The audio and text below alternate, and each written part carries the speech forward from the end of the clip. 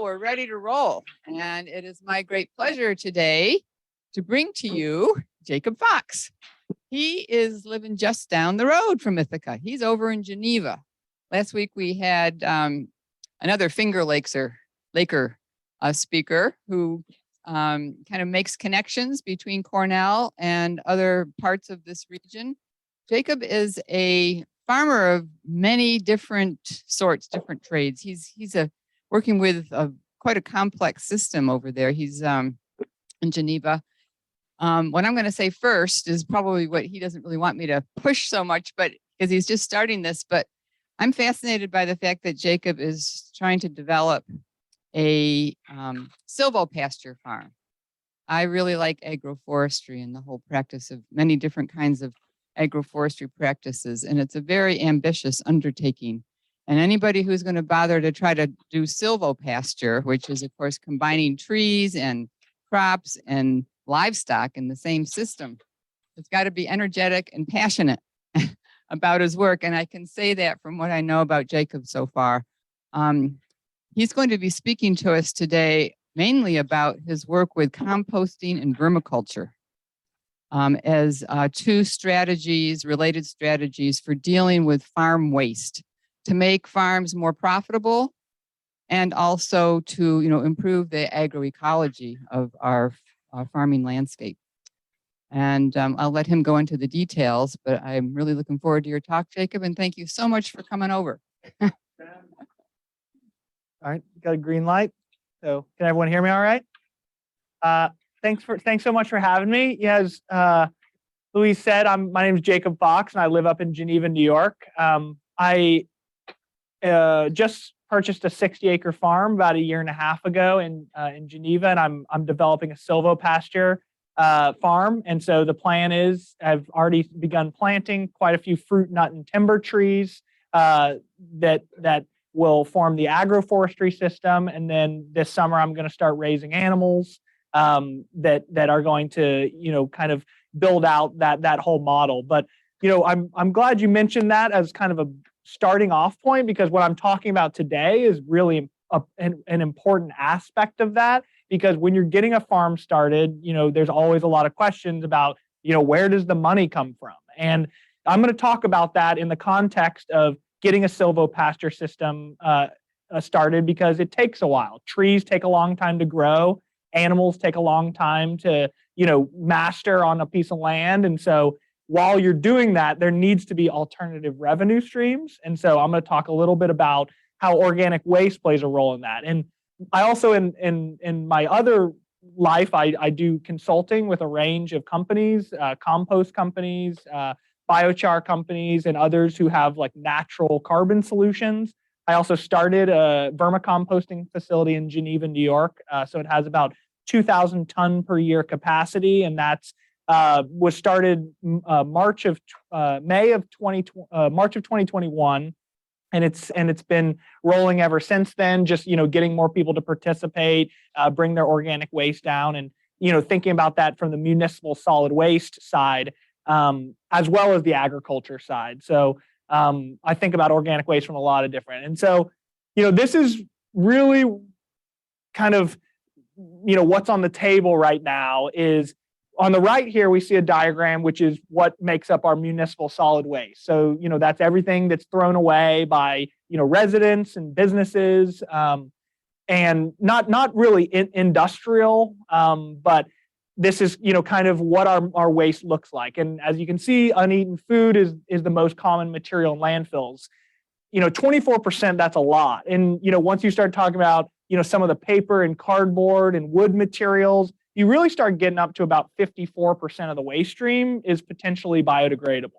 And that's a huge opportunity. And so me as a farmer, I'm sitting there with, 60 acres of land, and I said, this is a big financial opportunity. So, I'm also very aware of this because I've been in the composting industry. So, not a lot of farms understand this, and I'm going to kind of go into that and how that's a barrier to entry. But I was kind of a perfect person because I was already in this industry. And so now I have this farm, and figuring out how to connect the two was really important to me. So I think 54% of municipal solid waste is biodegradable. And the average tipping fee for New York State landfills right now is about $53 per ton. And it's even more if you include hauling. And hauling is dependent on how close you are to a landfill. Me in Geneva, I live close to two mega landfills, Seneca Meadows and the Ontario County landfill.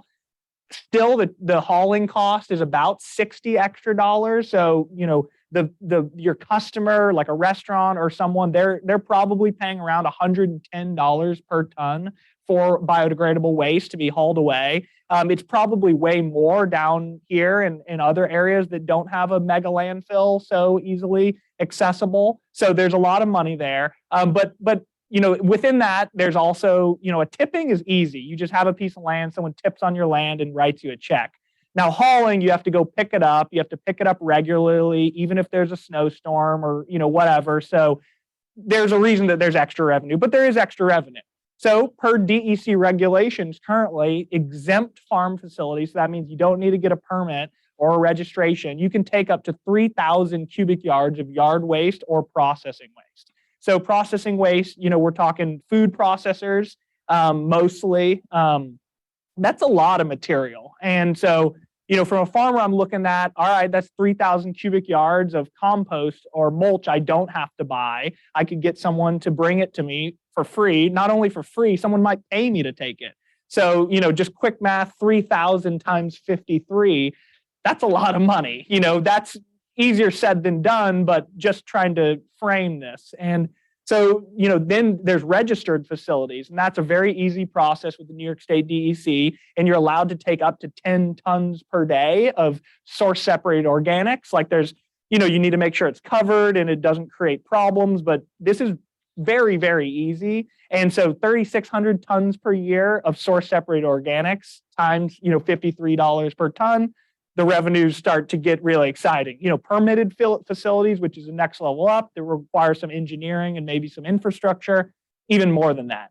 There are environmental considerations on the farm. Gases and leachate are two really big ones. We don't want to be creating gases that are harmful for the environment and, that make our neighbors mad. Obviously, depending on where your farm is, that has a difference. So mine's kind of a more urban farm. Like I have a development few hundred yards away from me. So I just have to focus on that a little bit more. But all you really need to do is cover the piles and just maintain them. Leachate, that's the runoff from most food waste is high, has a lot of water weight in it. So you just need to make sure you control that and you don't create, a nutrient loading problem, into the lakes. So, but which two things are very simple. Farmers are consistently doing these things. And there's a ton of, huge social opportunities, reconnecting farmers to towns. I always like to talk about the farm to table to farm model.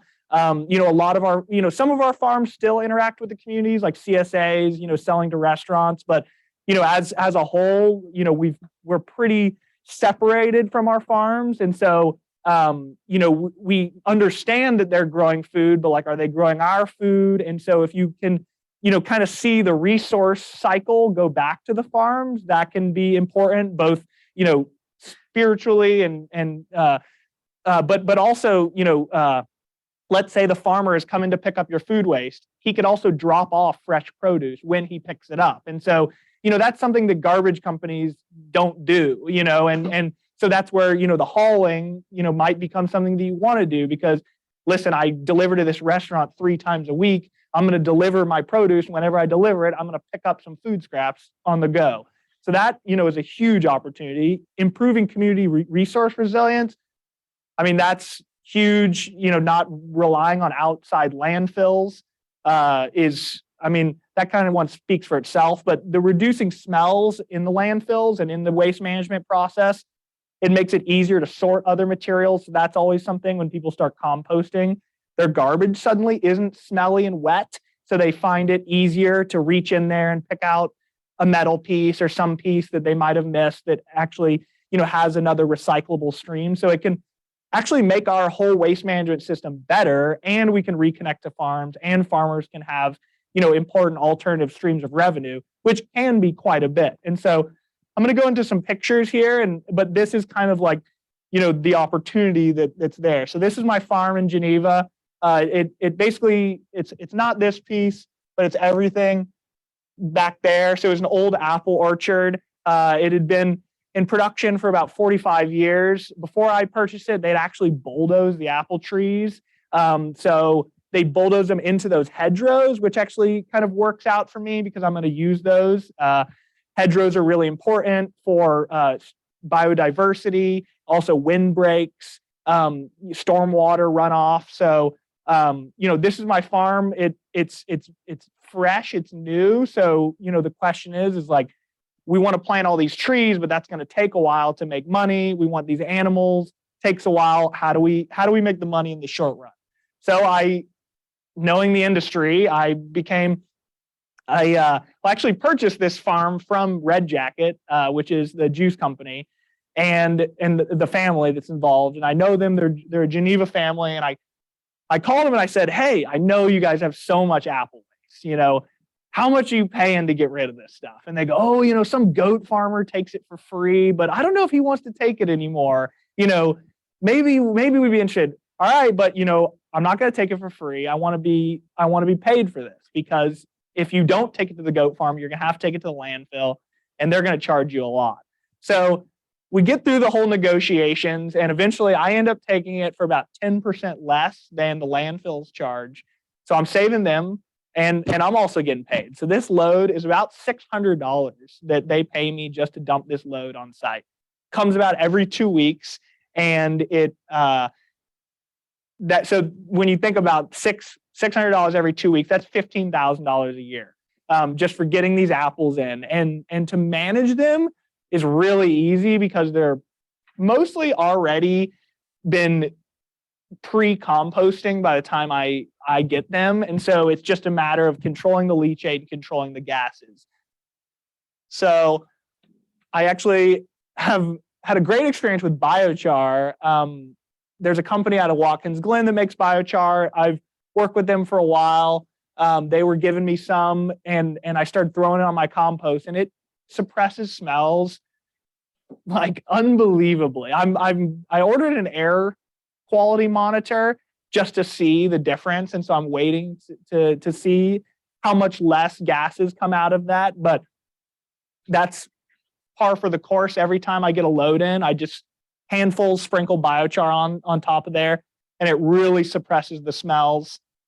And then after a few loads, I get a skid steer and I create a pile. What the pile that I like to create is kind of a combination between what's called hugel culture, which is like a Scandinavian practice of essentially burying branches and logs and things that take longer to degrade, but also can help spark fungal diversity. And so what I like to call this is like a passively aerated static pile. So you really put it down and then you sit it and forget it. And so the woody material can help open up those air pockets for a long time, because it's going to take a while for them to degrade. And the apples on top will degrade quicker, but it'll eventually break down in the most important thing for me is that I don't have to touch it after this. So, in cost wise, that's important, but also the value of the end products. I've been in the compost world a lot. There's two types of people. There's people who are trying to get rid of stuff, and there's people who are trying to make good product. And making good product takes a long time, and you need, over a year. So you need to set it up for success. And fungi is really important in this process. And so the woody material is really valuable. This is what I encourage most people to do, is to bury sticks under their piles in a system like this. And so this is what it looks like at the end. It's been incredibly muddy, as many of you know. So not psyched about tearing up that spot, but in the financial considerations, this pile is about $7,000 of revenue. And I'm going to show you a picture a little bit later. I did an annual cropping system last year on my farm. I did mustard, and I actually got a pretty good price for it.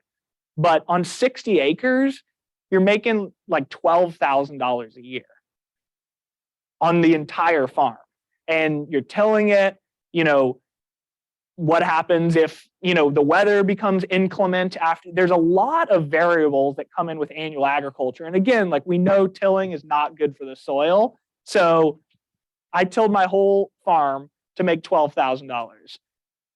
I bring in apples on about 150 feet by 150 feet, and I can make $15,000.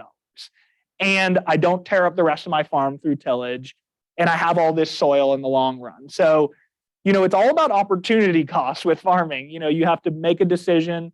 And I think that this one is a really good financial decision because, yeah, I am tearing up this little piece of land, but it's so small in comparison to the whole farm that now I can feel comfortable planting trees because I have that revenue coming in.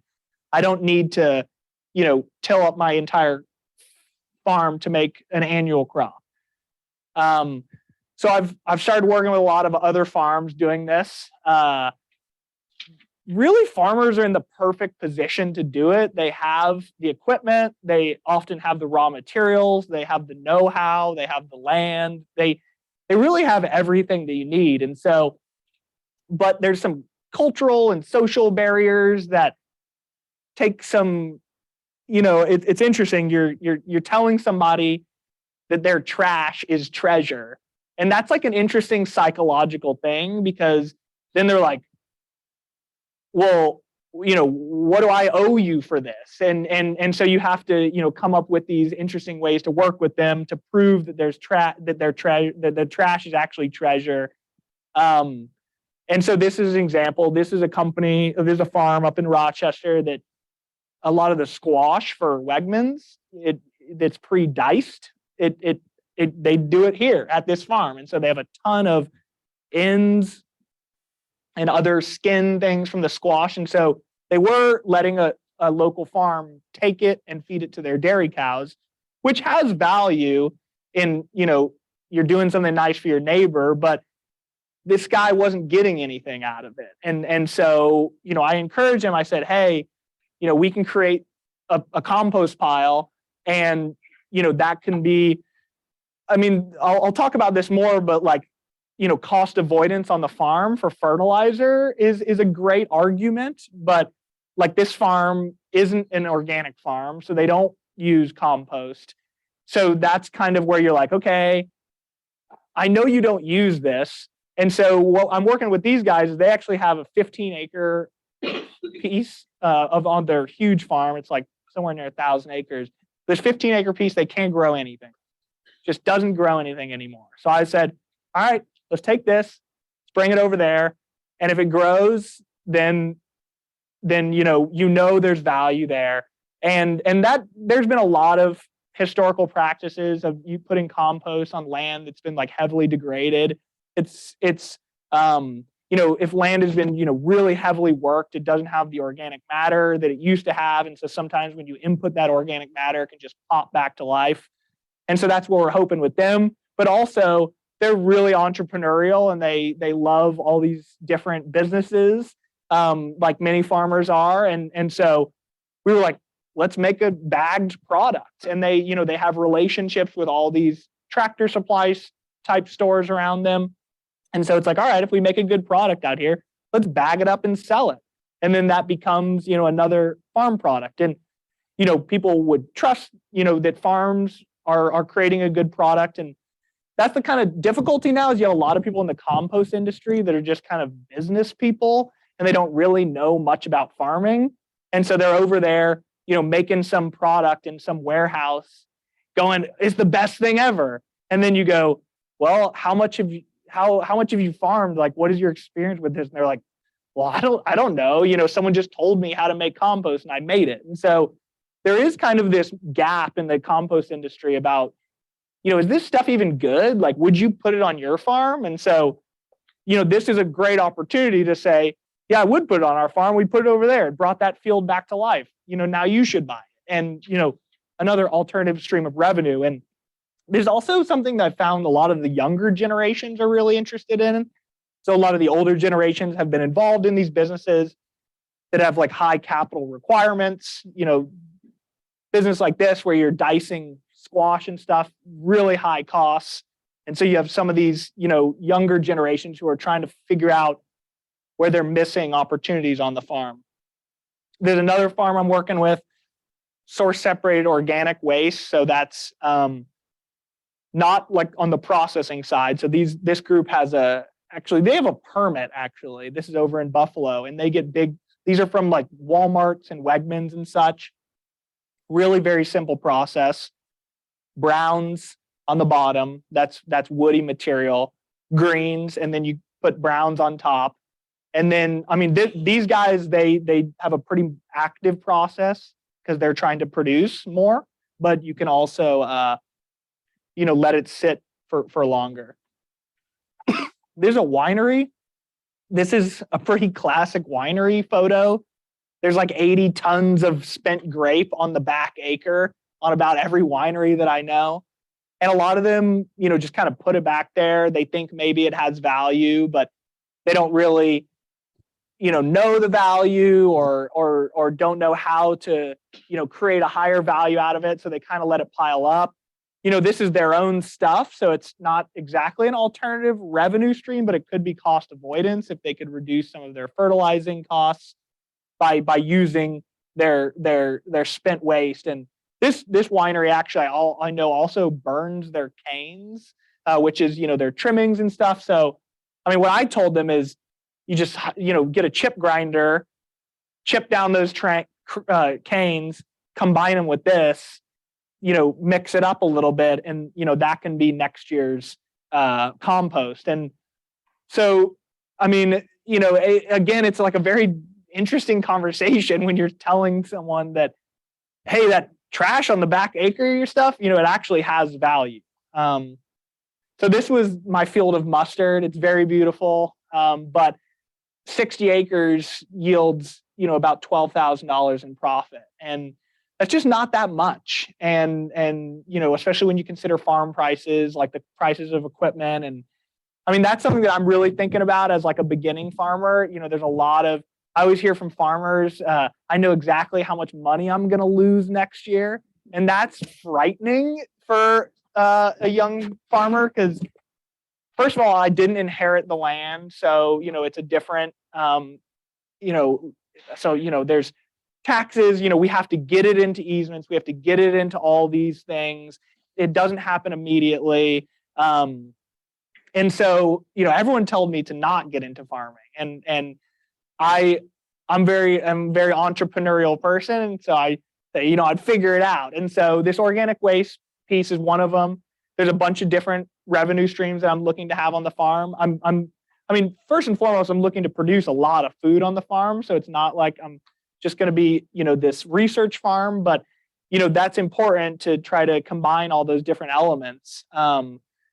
Because, they could either make money or they could, help contribute to the story. They can help, like, what I always, and I'll mention this in a second, but, when you have so much compost at your whim, you can start to try different things versus, a lot of farmers, if they buy 30 cubic yards of compost, they're like, okay, well, I need to put it on that thing that I wanted to put it on. But, if you just have 120 cubic yards of compost lying around, it's like, oh, yeah, let's put 20 over there. Let's try that out. Let's try this out. And that's where, exciting things can happen. So, these are kind of a few different categories. The barriers to entry, I've kind of mentioned a few of these. It's really confusing and time consuming to negotiate hauling and tipping contracts. Like that is probably the worst part of this all, but it could be very simple by, the Casellas of the world, the big haulers, they already have these contracts and they're currently bringing it to landfills. They're bringing it to landfills because they either run the landfills, but there are legitimate considerations like, not every farm has a really good road. So, Casella or one of these big companies, they don't want to, count on you as a dumping space, but, they don't know if it's going to be inclement weather and they can't get out of there. So that, there are some reasons why they won't take it to certain farms, but there's also a lot of not good reasons. And so that piece is big. I'd hate to like put that on a farmer because they're already doing a lot of stuff, but whether it's the state and so I'll touch on this more, but the trucks a lot of times are actually passing farms and going to landfills. And so it's really a no-brainer, and we just need to kind of wrap our heads around, all right, what happens when it goes to the landfill? All these bad things, methane release, leachate production, we lose landfill space. And then what are the good things that can happen out of it? We can support local farms, we can, sequester soil carbon, all those different things. And so, whether it's like a government initiative or, the companies, figure out that it's obviously, with the financial picture, sometimes there's subsidies and incentives that go either way, but I'm pitching that these subsidies and incentives should go this way. And so another thing, compost education is relatively new for farmers. In short, like a lot of farmers don't know the value of compost because they haven't been using it for a while. It's growing, but you tell some farmer, oh yeah, you're going to have 50 cubic yards of compost next year because you did this. And they're like, well, what are you going to get rid of it for me? It's like, no, I'm not going to get rid of it for you. You're going to use it and you're going to like it. And sure, I'll get rid of it for you. I'll bring it to my farm. But so that's the compost education's going. A lot of the incentives for climate stewardship is going to digesters, direct air capture, and industrial carbon capture.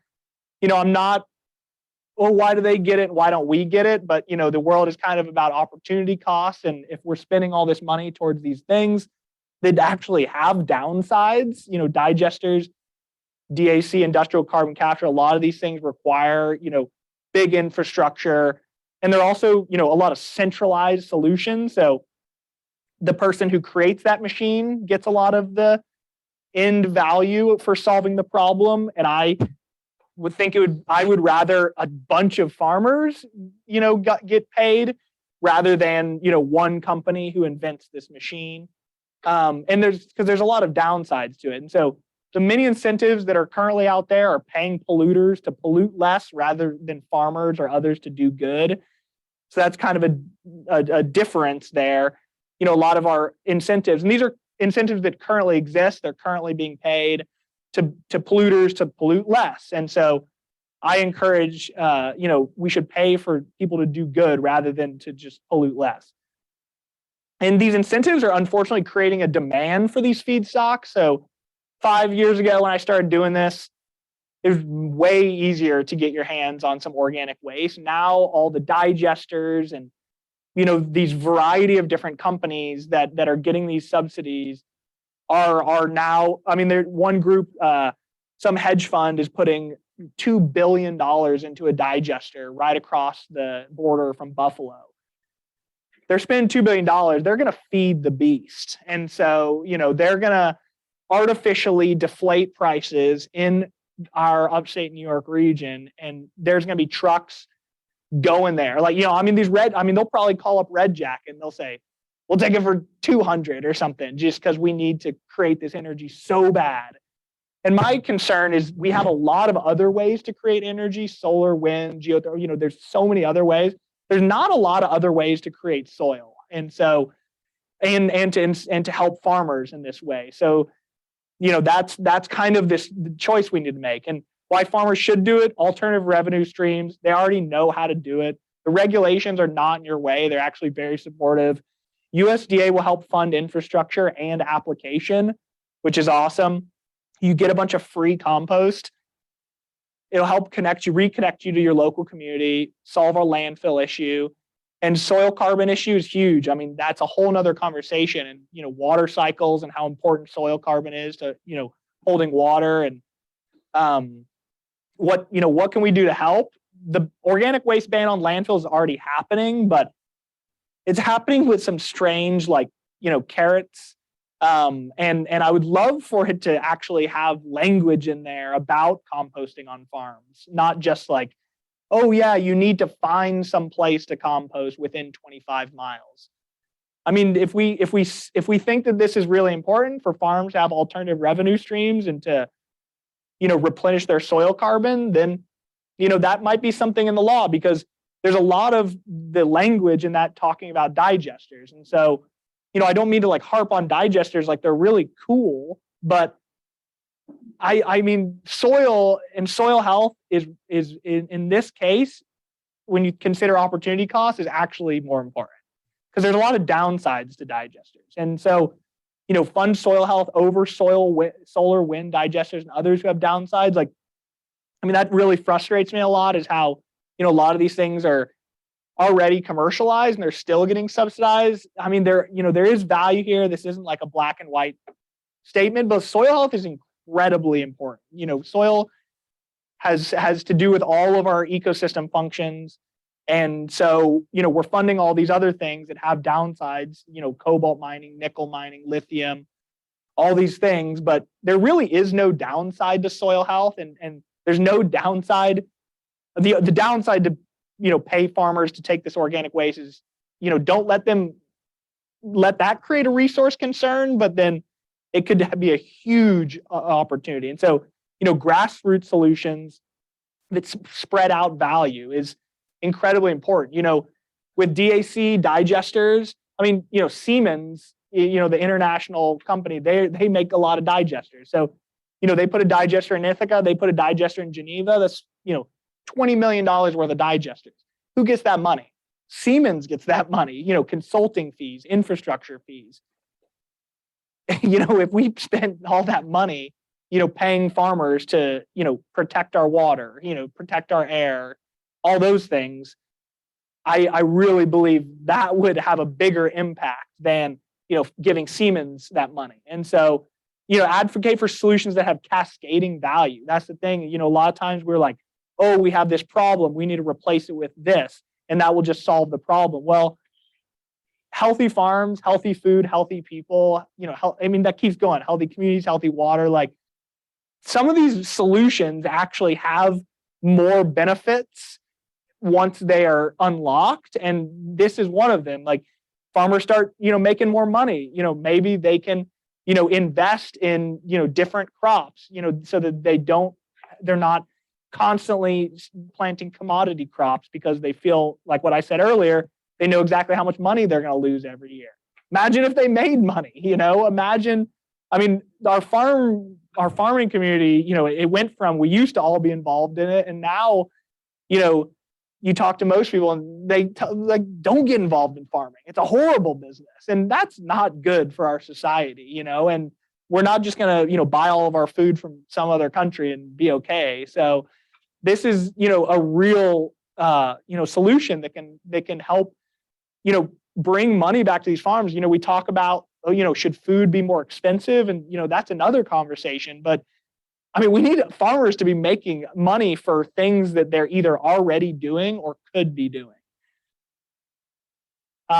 This just some diagrams talking about the importance of, this is the carbon pools. Soil and vegetation, incredibly big. We talk so much about the atmospheric carbon, but soils and vegetation is a bigger pool, and it can actually cycle those. So, we talk about carbon removal and carbon offsets. Like, I'm sure you've heard these words, but carbon offsets is kind of this idea where, all right, we know we're doing this bad thing, well, we need to replace it.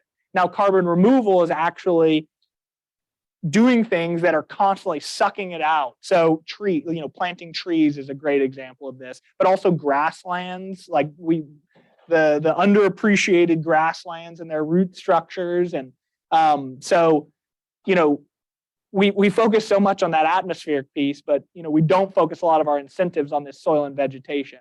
Hopefully it's changing. There's been a few bills in the state and federally that are looking the right way, but you should see the subsidies that these big guys get. It's unbelievable.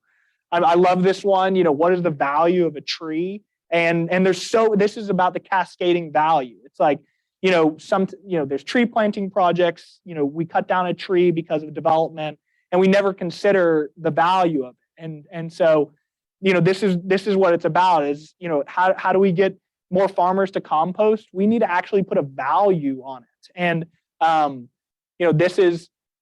love this quote. A lot of people attribute this to Paul Harvey from his God Made a Farmer speech, but I've also seen it attributed to a lot of people. We've already eroded about 3 inches of that topsoil globally. So how are we going to replenish it? And honestly, our food waste is not a bad opportunity to do that. And but we need to, do it intelligently and spread out the value.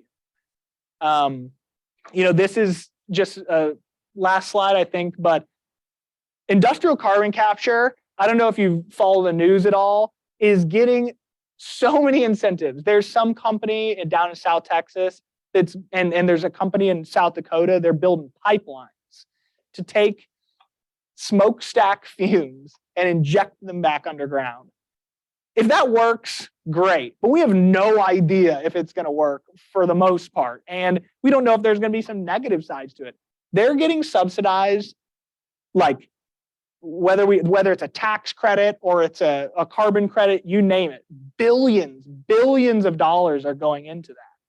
And barely anything is going into regenerative carbon capture. And we know that it works, and we know that it has cascading value. And why do we do it? Because so our soil doesn't turn into dirt. And I love this picture on the left. When you buy topsoil, that's usually what it looks like. And it just doesn't have the life that it used to have. And we need to replenish that. And so compost is a great way to do it, but it's like where do you get the compost from? Like, we should get it from farms. And so we avoid things like that. That's Seneca Meadows landfill. I was there a few weeks ago. You drive in, and I mean that's how we're handling our resources today. And they're a publicly traded company. They're making billions of dollars, taking valuable resources from all across the Northeast, and then burying it in a big mountain over there, and then all of the other environmental problems that come with it. So that's my presentation. Thank you.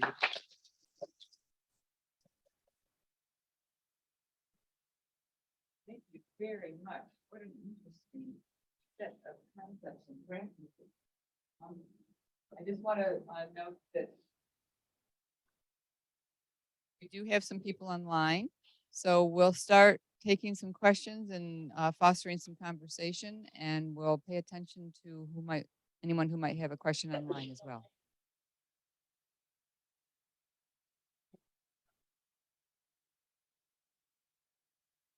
Okay, let's start with someone in the room first, and then we'll head up to that list.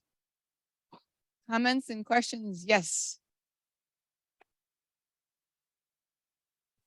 Oh, thank you so much for these insightful presentations. You contribute a lot to circular economy. So, in composting, many literatures showing that it can also reduce greenhouse gas emission, right?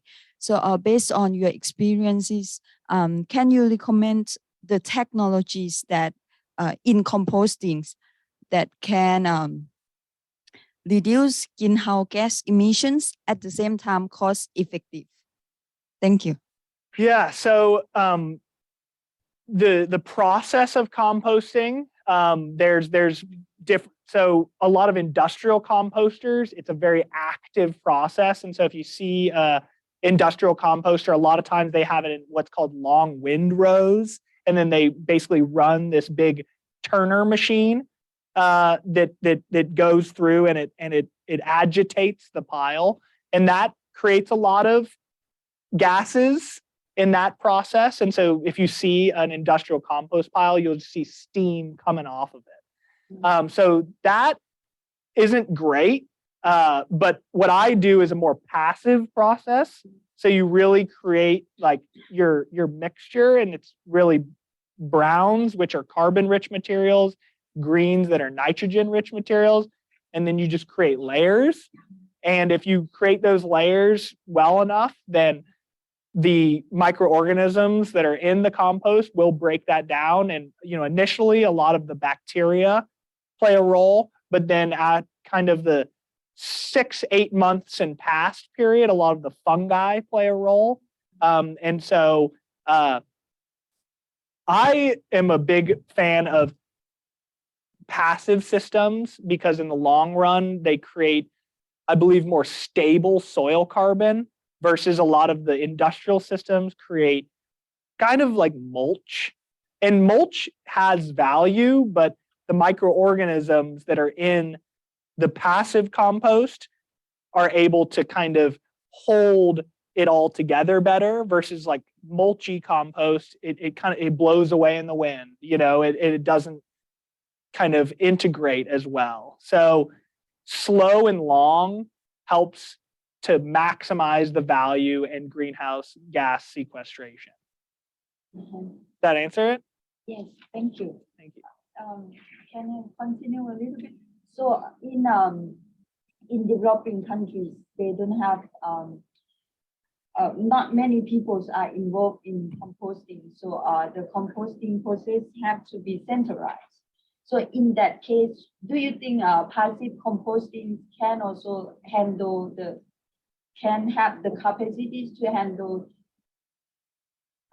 these high volumes of waste? Yeah. So, I mean, again, it's like if you have only a room as big as this to compost a big city, you're going to have to turn it regularly. You're going to have to get it out of there. But let's say you have a massive piece of land, basically anything that's biodegradable in 1 year looks like soil.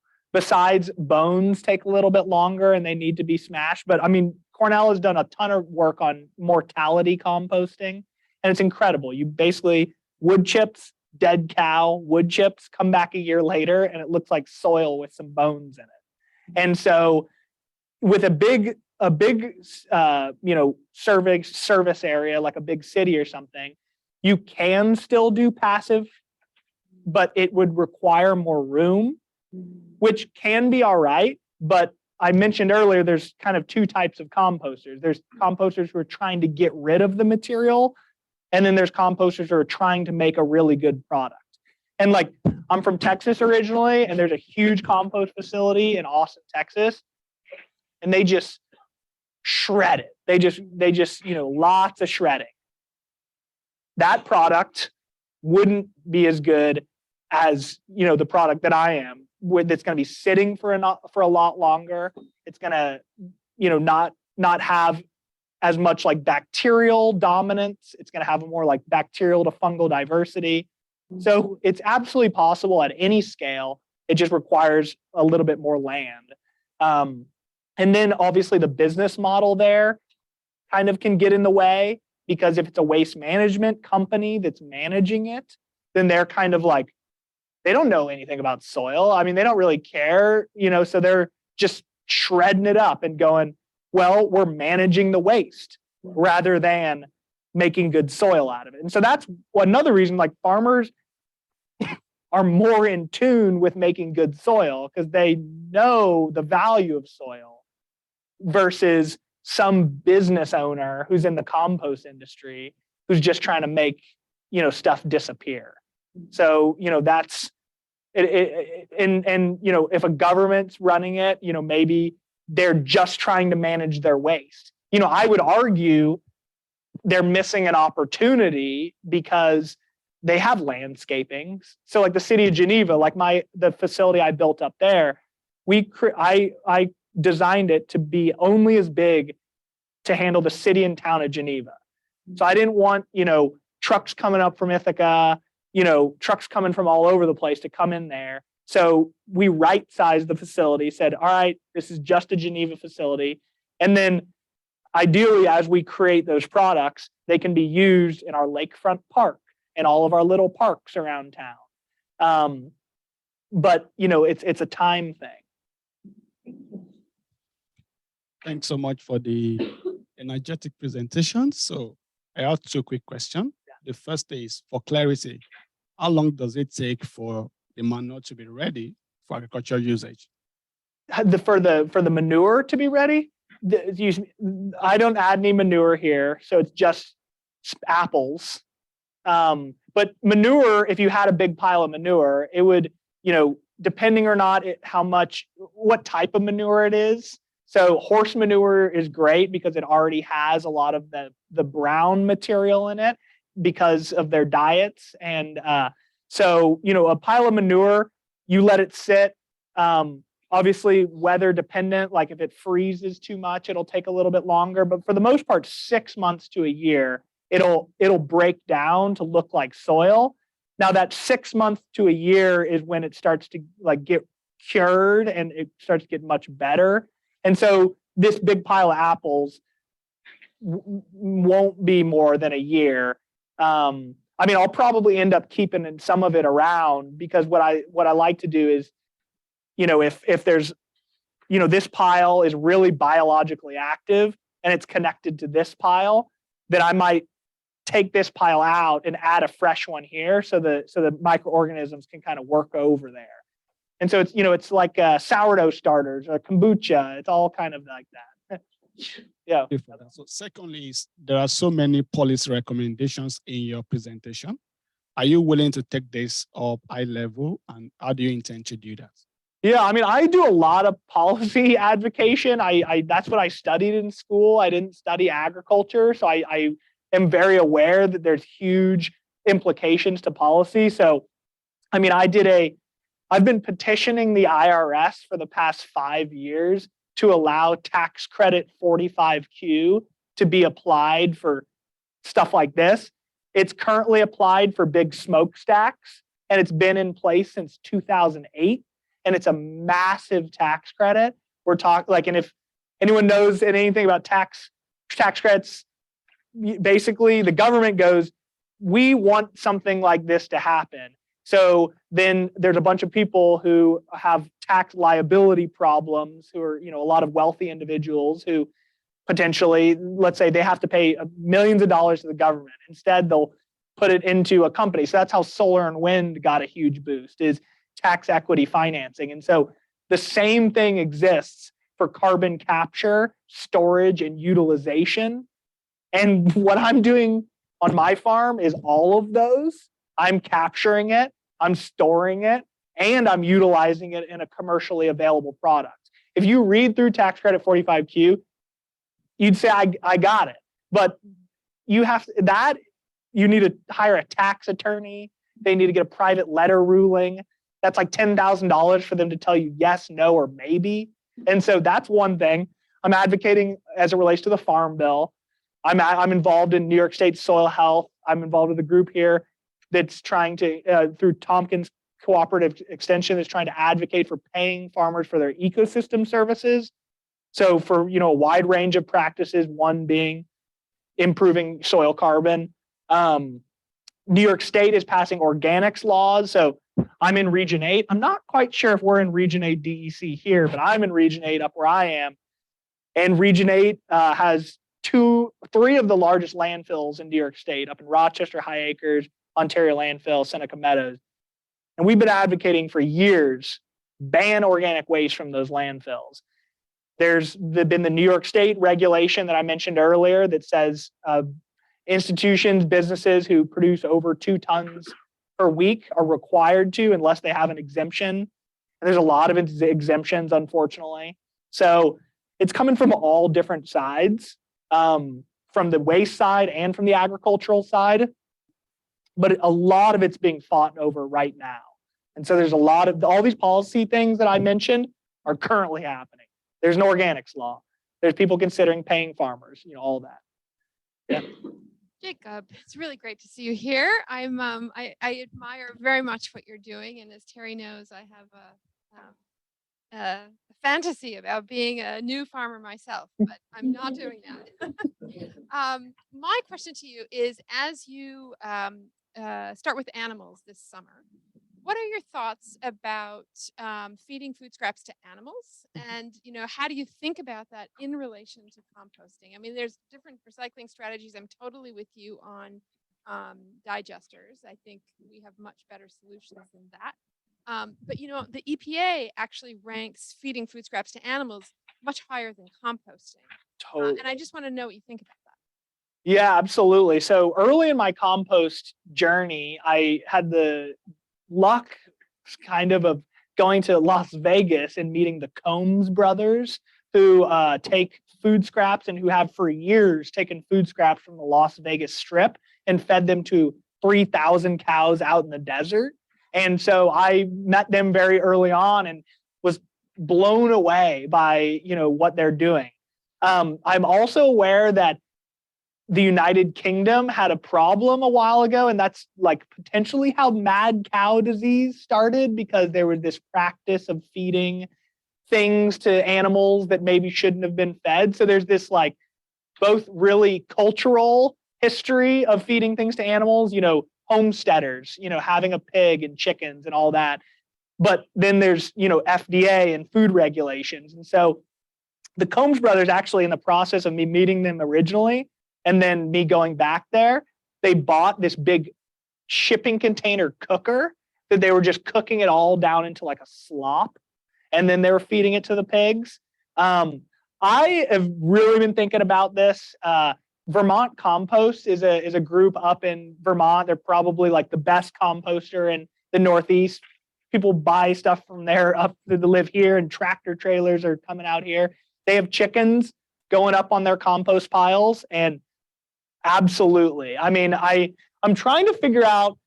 I mean, the goats will definitely eat these apples. There's always like, that's like kind of a consideration that I'm kind of learning a lot about, is what will your animals eat and what should they eat? And, it's kind of a, I'm sure you could make some animals survive off eating apples, but, is that necessarily the best thing to do? And so now, I'm planning to get some chickens this summer. So I'm going to try to have some integration there, but with a lot of the source separated organics, like I showed a picture earlier of the group out in Buffalo, tons of veggie waste, tons of it. And so I've encouraged them to actually get chickens and to run out, kind of an initial pick through as you have it. And so I'm a big supporter. I know there's considerations from a food safety perspective, but just like leachate and gases, it's something that can be managed. And I absolutely am in support of that. You answer one question here just real quickly, because Yeah. we do have to leave. Would covered aerated composting, which requires some expense by a farmer, address odor and leachate problems? Well, I would say covered it doesn't necessarily, I think he's probably thinking of a gore system. These are these big tarps that are very expensive, but mulch is a cover. Old Christmas trees are a cover. There's a lot of different things like cardboard, shredded paper that doesn't have plastic or non-soy based inks in it. There's a variety of things that can be used. It really requires like a little, like I call it like a biofilter almost. So I wouldn't. A lot of people say you need these big, fancy compost systems. You really don't. Yeah. Because we're already over time. Yeah. But thank you very much. Fantastic questions and great answers. And let's give another round of applause.